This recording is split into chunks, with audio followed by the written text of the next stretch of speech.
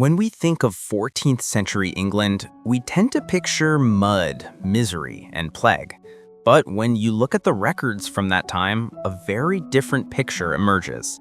The chronicler Robert of Gloucester wrote around 1300, "England is a very good land, I believe the best of all lands." This wasn't irony. It was a reflection of a golden age that the country entered after the Civil War of the 1260s. The engine of this good land? Wool. In the early 1300s, England exported around 12 million fleeces a year. This was a massive cargo of 6,000 tons.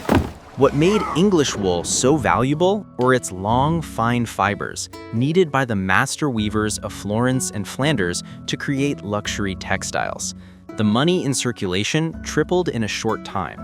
This was also an age of enterprise. No resource was wasted. Even the most barren, sandy heaths were turned to gold by establishing large-scale rabbit warrens. Rabbit meat and fur were not peasant food. They were a status symbol, gracing the tables of feasting halls. But those 6,000 tons of wool and all that food had to move. The era was powered by 800,000 oxen and 400,000 horses. This power fueled a road network, the arteries of the wool empire. This road system, built upon Roman foundations, was even denser than that of the 21st century. And travel was fast. King Edward I in 1300 set a record by traveling an average of 34 miles, 55 kilometers per day with his entire household, achieved by using fresh mounts on horseback. These speeds would not be surpassed until the age of steam. But did this prosperity trickle down to the common person? As a sign of this prosperity, some peasant houses built in the 1280s were of such high quality they are still standing and in use today. Skeletal analysis shows people were taller than they would be during the later Industrial Revolution. Men around 171 centimeters, women 159 centimeters. And a very modern detail, dietary analysis shows no evidence that girls were valued less than boys. Unlike in parts of Southern Europe, they were cared for equally. But there was a dark side to this life: health. Almost everyone suffered from toothache. The cause wasn't sugar. It was the grit and sand from the stone millstones that got baked into their bread. This grit eroded the dental enamel, leading to chronic abscesses, agonizing pain, and fatal infections. Drinking water was a gamble. Polluted sources carried dysentery, typhoid, and cholera. This is why everyone, including children, drank small ale, a very low alcohol brew just strong enough to kill the germs, but not strong enough to intoxicate.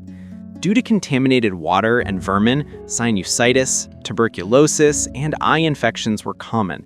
Intestinal parasites were so rampant that a significant portion of the population was chronically anemic. And just as popular legend suggests, records confirm many monks were obese, a clear sign of a class divide in access to calories. By 1300, 20% of the population lived in towns. London was a metropolis of 80,000. But these cities were chaotic.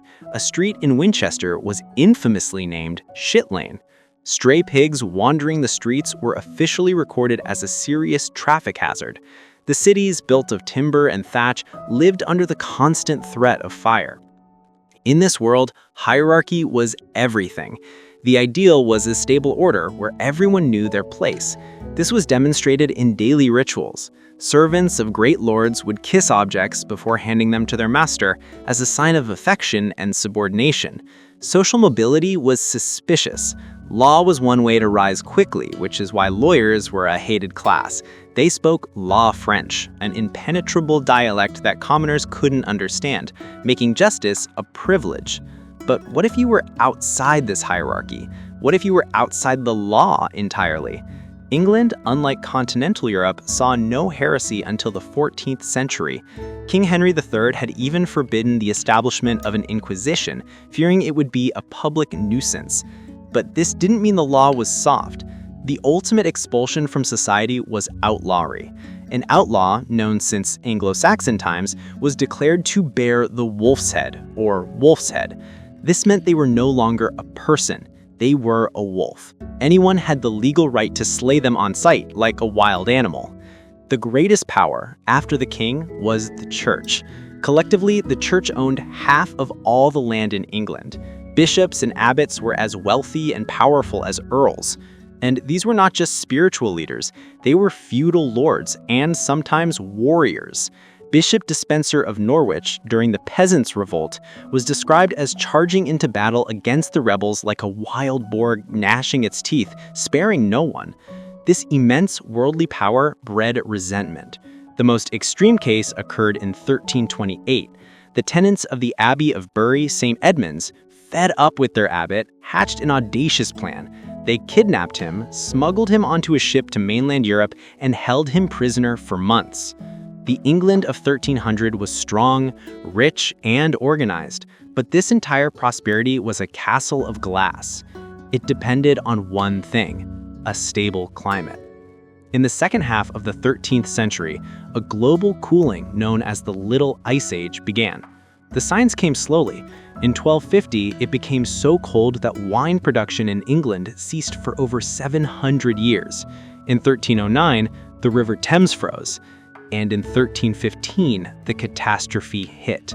2 straight years of relentless rain destroyed the harvests. The Great European Famine began. Grain rotted in the fields. Evaporating brine for salt, the only preservative, became impossible. The hunger became so horrific that chroniclers recorded rumors of cannibalism. Roughly 500,000 people died from starvation and disease. England had barely survived this blow when, a generation later, in 1349, the Great Pestilence arrived in ships in the southern ports. The Black Death would, in just a few short months, kill almost half of the population. The good land's golden age was over.